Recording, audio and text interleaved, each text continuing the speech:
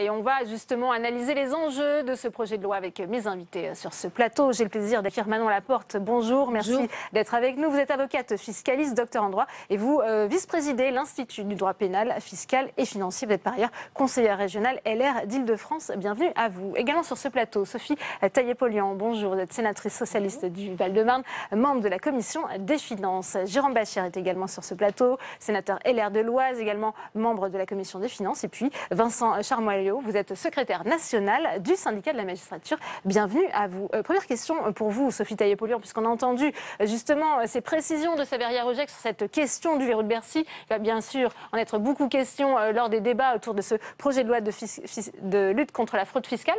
Est-ce que le gouvernement pourrait soutenir la proposition de la Commission qui propose, alors ce qui n'est pas une suppression complète selon vous, ou aller plus loin et réellement supprimer ce verrou de Bercy? Écoutez, nous attendrons de savoir l'avis du gouvernement sur les amendements qui ont été déposés et qui sont différents selon l'option qu'on a. Donc je ne peux pas parler au nom du gouvernement. Pour ce qui nous concerne, le texte qui a été adopté par la Commission ne nous satisfait pas. Effectivement, on parle de verrou de Bercy, mais c'est inexact. Le verrou de Bercy, en ce qu'il est résumé en 4 mots dans le livre des procédures fiscales, sous peine d'irrecevabilité, donc sous peine d'irrecevabilité, personne d'autre que le ministre des Finances ne peut porter plainte auprès de la justice pénale pour des faits de fraude fiscale. Et ça, c'est toujours dans les textes. Ouais. Jérôme Bachere, c'est une brèche qu'a ouvert le Sénat. C'est un travail fait de longue haleine et de manière assez consensuelle, en vérité, sur ce point. Le travail que nous avons accompli il y a 2 mois, mais un travail qui est fait au Sénat depuis 2012, a consisté à regarder quels étaient les éléments objectifs qui permettaient à l'administration fiscale de transmettre au parquet. De toute façon, et c'était très bien rappelé par un de nos collègues en séance, les poursuites, ça reste le procureur qui choisit de poursuivre ou pas. Mais la transmission, la plainte est dorénavant obligatoire pour l'administration fiscale dans le texte adopté par la Commission des finances pour des fraudes d'un certain montant et avec des personnalités, notamment les parlementaires sans doute, mais des personnalités qui ont à en connaître, et également le problème de la récidive. Tout ça, ça implique une plainte obligatoire. Il n'y a plus donc la Commission des infractions fiscales. Celle-ci était l'une des parties du verrou. Cette partie-là saute. Manon Laporte, est-ce qu'on peut réellement lutter contre la fraude fiscale de façon efficace sans faire sauter complètement ce verrou de Bercy? Alors déjà, j'ai une petite observation. La commission des infractions fiscales était présentée comme une garantie des contribuables. On l'a écrit avec Ludovic Hérault il y a un certain nombre d'années. C'était pas une garantie du tout. Donc c'était une garantie complètement en trompe-l'œil. Et puis il y a d'autres façons qu'on peut poursuivre un contribuable, c'est le blanchiment de fraude fiscale. Et d'ailleurs, les juges d'instruction ne se privent pas au pôle financier. Donc on peut, en escroquerie TVA et en blanchiment de fraude, finalement, juger et faire porter le dossier au parquet financier et au juge. Donc il n'y a pas que la fraude fiscale stricto sensu. Non, mais si le juge n'a pas connaissance des faits, il ne peut pas poursuivre pour blanchiment ou quoi que ce soit. Donc l'important, c'est que les informations puissent être transmises au juge afin qu'il décide de poursuivre ou non. Vincent Charmoilliot, peut-être le point de vue des magistrats. On est très loin de lever le verrou, très très loin. On est dans un aménagement purement cosmétique. Le principe, c'est aujourd'hui, sur une cinquantaine de milliers de dossiers de fraude fiscale qui sont décelés chaque année. Il y en a environ 4000 qui concernent à la fois des faits nettement frauduleux et des faits qui dépassent 100 000 euros de préjudice. Sur ces 4000, aujourd'hui, il n'y en a que 1000 qui sont soumis à la justice. C'est-à-dire qu'il y en a 3000 qui disparaissent, pour lesquels il n'y aura pas de sanction pénale, pas de poursuite. C'est des délits qui sont commis pour lesquels, du seul fait de l'administration fiscale, il n'y aura pas de poursuite parce que l'administration fiscale, pour des raisons qui lui appartiennent, qui sont en tout cas parfaitement opaques, ne souhaitent pas porter ces 3000 dossiers devant les tribunaux. D'où viennent ces blocages? Simplement, sur l'amendement qui est prévu, on va passer de 1000 sur 3000 à environ 1300 sur 3000. On est dans l'aménagement à la marge. Le verrou, on ne l'en trouve même pas. Alors, il faut parler du principe de réalité. Le principe de réalité, c'est que lorsque les dossiers sont transmis à la commission des infractions fiscales, donc pour les dossiers les plus importants, pas pour dire une petite fraude occasionnelle, pour le dossier le plus important, ça ne donne lieu chaque année qu'à 70 condamnations. C'est pas de prison. 70 condamnations de prison, c'est quand même ne sont pas. Non, attendez. Non, mais attendez. 70 détentions fermes, 70 dossiers importants. On ne peut pas savoir si et en ce sont les 10 ans, dossiers les plus importants. 4 personnes ont été finalement condamnées. Et quand vous pensez que le plus exemplaire des cas n'a pas été condamné à de la prison ferme, Quel exemplaire celui de l'ancien ministre du Budget. 2 ans ferme. Il ne va pas en prison pour le français. Si vous appelez ça de la bonne justice, aux yeux des Français, c'est la justice. Alors, ça prouve peut-être qu'il y a des évolutions à apporter. Et c'est donc là qu'il y a un problème. La justice, aujourd'hui, n'est pas une vraie garantie derrière par rapport mais à l'administration l'opacité du ministère des Finances n'est pas une garantie non plus. Parce qu'aujourd'hui, vous parlez des dossiers les plus graves, mais ce n'est pas vrai. Il y a 4000 dossiers chaque année, et les chiffres sont à peu près constants chaque année, qui sont des faits de fraude quand même relativement graves. Or, il n'y en a que 1000 qui sont transmis à la justice, et on ne sait pas quels sont les critères qui président au choix de tel ou tel. Donc, il est absolument indispensable que ces 4000 dossiers, les critères sont définis par circulaire, mais sont totalement opaques. Et d'aucuns disent que ces circulaires ne sont pas extrêmement bien, ne sont pas très bien mises en œuvre. Puisque, d'ailleurs, tout le monde concorde à dire qu'il faut mettre des critères dans la loi. Si ça fonctionnait, alors personne ne dirait qu'il faut les mettre dans la loi. Or, il faut les mettre dans la loi, et de manière... Oui, mais vous les avez mises de manière cumulative. Alors, quels sont-ils, ces critères? C'est bretelles, etc. C'est tout à la fois qu'il faut avoir fait pour passer devant le juge. Je pense qu'il y a un certain nombre de ces critères, ils ne doivent pas être cumulatifs. C'est si on récidive avec une fraude grave, on passe devant le juge. Si c'est un montant important, on passe devant le juge. Ou... si on est dans le cas de fraude aggravée, type homme de paille, compte à l'étranger, on passe devant le juge. Il ne faut pas que ce soit tout ensemble. Alors, Sophie Taillé-Polian, on va peut-être écouter Gérald Darmanin, puisqu'il a laissé justement entrevoir qu'il allait peut-être soutenir le Sénat. Il l'a dit à François Vignal et Samia Deschaux. Écoutez. Combien représente la fraude fiscale en France? De très nombreux chiffres sont avancés. Comme toujours, il est difficile de définir un montant de quelque chose qui est caché. J'entends des chiffres qui sont parfois donnés de 60 à 80 milliards. Je m'étonne de ces montants qui correspondent parfois à l'exact montant de déficit public. Mais il est vrai que le montant de 20 milliards, constaté régulièrement, notamment dans le budget précédent, pas simplement de fraude, de redressement en tout genre, mais qui permettent d'avoir un chiffre officiel porté par le gouvernement, dont nous recouvrons que 12, est sans doute bien en deçà de ce qui existe en termes de fraude fiscale.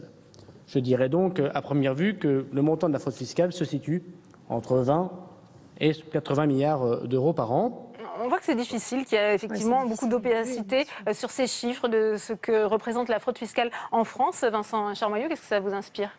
Par définition, la fraude fiscale, c'est une activité occulte. Ce sont des faits qui ne sont pas déclarés. On est contraint à estimer. Après, moi, je ne veux même pas rentrer dans le débat de savoir si c'est 20 milliards, 30 milliards, 40 milliards ou 80 milliards. C'est un phénomène qui est massif, qui porte sur des sommes extrêmement importantes.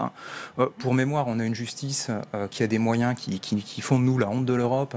Le budget des tribunaux, c'est 3 milliards par an.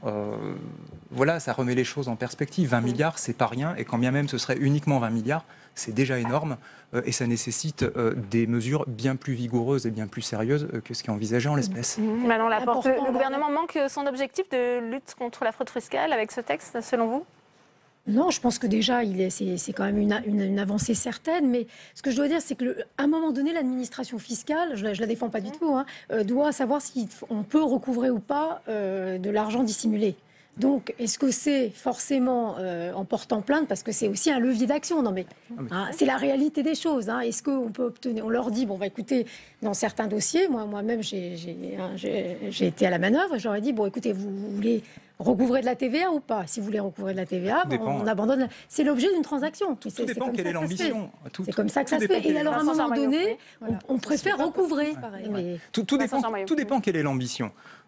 En effet, c'est l'administration fiscale aujourd'hui qui décide si on va poursuivre ou pas. Elle le décide pour des critères et des motifs qui sont les siens et qui tiennent uniquement à est-ce que ça va faciliter le recouvrement ou pas. Non.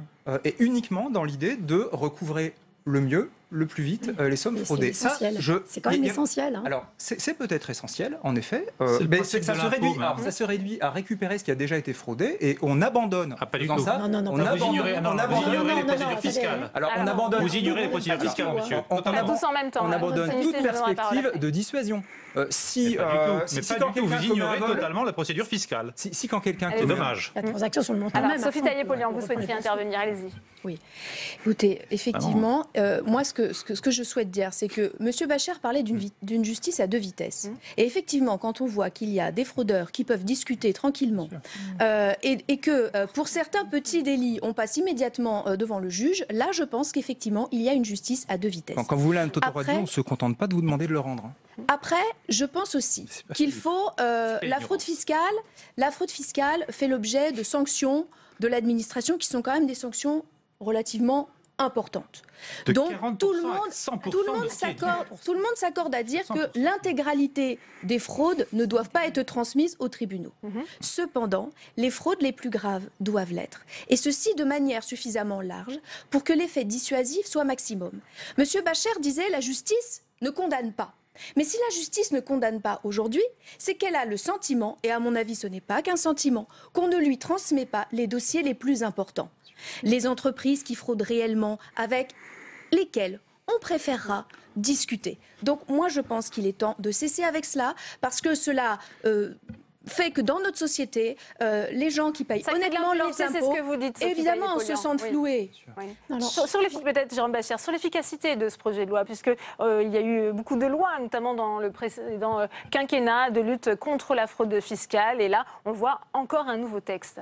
C'est toujours la même chose entre, vous savez, le bouclier et l'arme. C'est la même chose. Aujourd'hui, et dans le texte, nous en parlons, il y a toutes les fraudes liées aux plateformes numériques. Donc là, il faut inventer des nouvelles solutions. C'est ce que nous avons fait au Sénat, dans la Commission des Finances.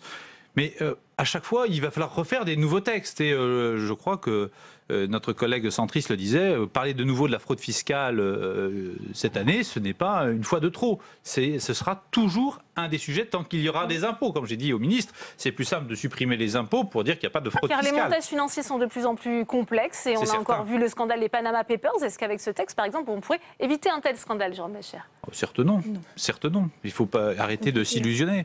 Mais en revanche, on va...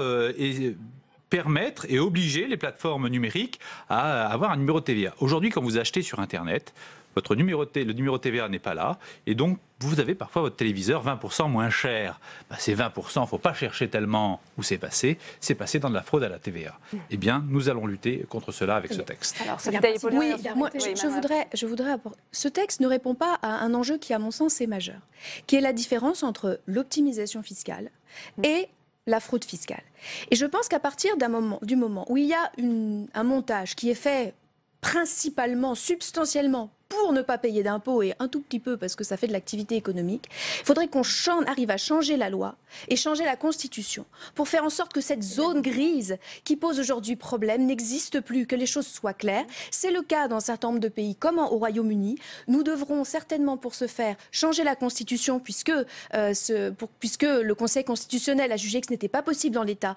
Mais c'est demain, vraiment, l'enjeu sur lequel il faut se concentrer. Avant de poursuivre ce débat, on retourne salle des conférences où nous attend Tam Tranui pour une réaction. Vous êtes avec le sénateur communiste du Nord, Éric Bocquet, c'est à vous. Et oui, un des grands spécialistes de l'évasion fiscale ici au Sénat, Éric Bocquet.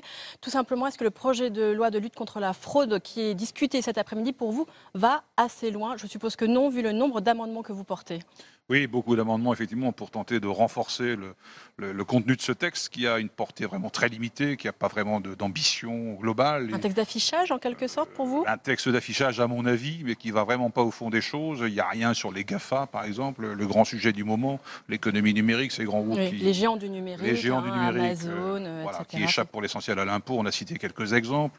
La liste des paradis fiscaux européennes qu'on veut fusionner avec la liste française, c'est une plaisanterie, très honnêtement, parce que aucun membre aucun État membre de l'Union européenne n'y figure.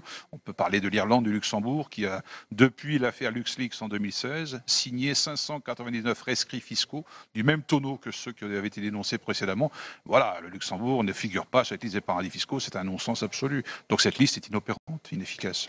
C'était étonnant parce que finalement, il y a eu plusieurs scandales sur l'évasion fiscale. Il y a eu plusieurs textes qui ont tenté de répondre à cela. Et finalement, est-ce que la loi a réussi à évoluer au fur et à mesure des scandales ou est-ce que pour vous, les choses continuent de piétiner? Je pense qu'on n'a pas une approche suffisamment globale. Il n'y a aucun élément sur l'international non plus dans ce texte. Et à l'évidence, la France doit avoir un rôle pilote. Je suis le premier à le dire là-dessus. On ne doit pas attendre que les autres fassent pour faire. La France peut bouger, peut influer et peut peser au sein de l'Union européenne, par exemple, pour avoir une action internationale. Et à l'échelle mondiale, voilà, c'est une mesure qu'on avait portée il y a quelques semaines ici dans l'hémicycle, d'une COP fiscale, d'une COP de l'harmonisation fiscale dans le monde. Voilà. Un mot tout de même sur la question du verrou de Bercy, avec ces apports de la Commission. C'est une suppression partielle. Pour vous, est-ce que c'est mieux que rien ou c'est un trompe-l'œil? Suppression partielle, effectivement, c'est insuffisant, ça ne va pas assez loin. Ce n'est pas ça qui sera de nature à restaurer la confiance de nos concitoyens dans la politique au sens large, parce qu'on est toujours dans le sentiment qu'il y a une justice à deux vitesses, et ça, c'est inacceptable dans cette République. Bien, merci beaucoup, Éric Bocquet, d'avoir répondu à mes questions. Merci Tam pour cette réaction. Vincent Charmoillon, on voit qu'il y a aussi un problème d'harmonisation fiscale. Ça, c'est un frein à la lutte contre justement la fraude fiscale, selon vous? Vous voulez dire entre les pays et notamment sur la liste des paradis fiscaux. C'est certain qu'au niveau européen, notamment, mais pas qu'au niveau européen, avec un certain nombre d'États très peu coopératifs, ça crée des espaces sur lesquels jouent les fraudeurs, et puis aussi un certain nombre d'acteurs économiques, et qui, sans être exclusivement fraudeurs, sont dans une optimisation fiscale et dans une évasion fiscale extrêmement agressive.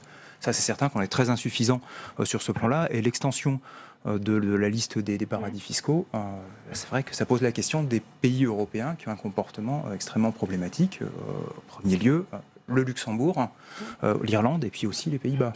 Manon Laporte, on sait que le gouvernement envisage aussi de rendre public le nom des grands fraudeurs, ce qu'on appelle en anglais le name and shame. Ça, c'est une mesure suffisamment dissuasive ou on est plutôt dans le gadget, selon vous? Moi, je pense que c'est très dissuasif parce que les entreprises n'aiment pas qu'on voit leur nom à côté. C'est une atteinte à la notoriété, une atteinte à leur image. Et je pense que c'est une bonne mesure.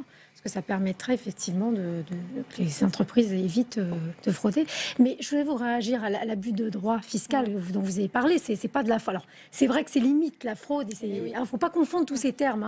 L'abus de droit fiscal, c'est 80% ou 40% en cas de manœuvre frauduleuse. Et donc, c'est pas vraiment de la fraude fiscale. Et je rappelle quand même 2 secondes que... Il y a souvent faute morale, madame. Faute morale, de vouloir à tout prix échapper à l'impôt. Non, mais la faute morale, c'est ça aussi sur lequel on doit réfléchir. Elle n'est pas pénalement répréhensible. Non, donc à ce moment-là, il faut réajuster les textes. Mais ce que je vais vous dire, c'est qu'il y a le blanchiment de fraude fiscale permet quand même de condamner un certain nombre d'individus à de fortes peines et qui ne passent pas par la CIF, la Commission des infractions fiscales. Il ne faut pas l'oublier. Il y a l'escroquerie à la TVA et le blanchiment de fraude fiscale. Et l'article 40 qui permet aux agents, évidemment, de dénoncer tout type d'infraction. Donc vous avez quand même un arsenal juridique qui est présent. Mais insuffisant, Jérôme Bascher. Oui, alors c'est bien pour ça qu'on a essayé de compléter, puis d'essayer de remettre de la confiance. Faut quand même dire les choses très clairement. La fraude dont il s'agit, on a souvent en tête des personnalités richissimes. Ce n'est pas l'ensemble des sujets, loin de là. 80% des cas de fraude, ce sont des sujets d'entreprise. Et si la loi est si compliquée, eh bien c'est pour cela qu'on fait de l'évasion fiscale, c'est pour ça qu'on fait des montages complexes. Si on simplifiait un peu nos lois fiscales, si on les harmonisait au niveau européen, bien sûr, là je suis totalement d'accord. Vous cherchez des excuses aux fraudeurs, Jean Bascher, non? Non, je ne cherche pas d'excuses aux fraudeurs, je veux être justement que les sanctions soient claires, nettes et impitoyables. Et l'administration qui aujourd'hui là-dessus est nette, claire et impitoyable, c'est Bercy. Car Bercy sait reconnaître, sait prendre à la source l'impôt et recouvre non pas, comme vous l'avez dit, les sommes dues, mais les sommes dues plus 40%, plus 80%, plus 100%, et Moins une éventuellement, et les transactions passent Moins devant une une commission des transactions qui est Plus de 200 totalement 000 euros. transparente. Et donc c'est là encore, je crois, une erreur. 200 000 Je euros. vous invite à lire mon rapport sur le sujet. Vincent Charmaignot, c'est vrai que le gouvernement, on voit bien, a plutôt l'intention de récupérer de l'argent plutôt que faire condamner les gens. Bien Oui, sûr. voilà, en abandonnant toute dissuasion. C'est un peu le problème. Et quand on parle des plaintes qui sont déposées pour les faits les plus graves, moi, excusez-moi, mais en tant que praticien, je rigole. Moi, je veux bien entendre parler de mon ignorance de l'autre côté de la table, mais vraiment, je rigole. Le commun de ce qui est déposé comme plainte par l'administration fiscale, c'est des PME minables en matière de restauration, de location de véhicules ou de bâtiments qui oublient de reverser 100 ou 150 000 euros de C'est TVA. beaucoup plus difficile de s'attaquer aux puissants. Non, ça veut dire que Bercy ne dépose pas de plainte, sauf exception, ne dépose pas de plainte autrement que sur des sociétés d'une importance extrêmement réduite, souvent déjà liquidées, et des sociétés qui ont un pied dans l'économie informelle. Est-ce qu'on peut changer d'échelle, et Bercy ne va pas au pénal sur les cas sérieux. On a une opportunité de changer d'échelle si on suit les préconisations du rapport de l'Assemblée nationale, dont Mme Cariou a été la rapporteure, et qui a fait l'unanimité des groupes politiques à l'Assemblée nationale. C'est pourquoi je ne comprends pas qu'aujourd'hui, au Sénat, on débatte d'une solution qui est nettement insuffisante, alors que tous les groupes politiques à l'Assemblée nationale se sont accordés sur une solution qui peut être efficace et qui peut être juste. Alors, pourquoi pas proposer à ce moment-là que l'ensemble des dossiers soient transmis automatiquement au juge, Mais c'est ce que nous proposons, madame. Au procureur, pour qu'effectivement tous ces dossiers soient Que ça procureur prendra soit plusieurs saisi. années de juger. Le temps de l'impôt, c'est le temps de l'économie, qui n'est pas le temps de la Le temps est justice. rapide. Eh bien, merci. On va finir sur cette phrase. Jérôme Bacher, je vous laisse regagner l'hémicycle du Sénat. Merci à vous, Sophie Taillé-Polian. Merci, Vincent Charmaignot. Et merci à vous, Manon Laporte.